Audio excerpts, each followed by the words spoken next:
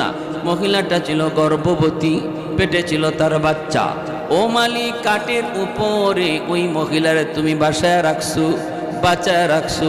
আল্লাহ যারে বাঁচায়, আল্লাহ যারে বাঁচায় তারে মারার ক্ষমতা কারো নাই। আল্লাহ চাইলে যে কোনো অবস্থা আল্লাহ বাঁচায় রাখতে পারে। বাঁচায় রাখছেন গো মালিক, কিন্তু কিছুক্ষণ পরেই তোমার নির্দেশ আসলো। কি নির্দেশ?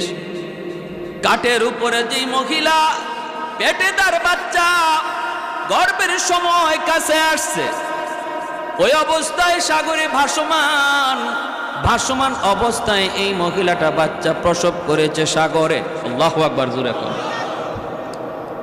সাগরে বাচ্চা প্রসব করেছে। এই বাচ্চা প্রসব করার পর সে মার দুধ খাবে, মাও তারে দুধ খাওয়াবে। কিন্তু মালিক, ওই মুহূর্তে তুমি নির্দেশ দিয়েছো আজরাইল, বাচ্চা মায়ের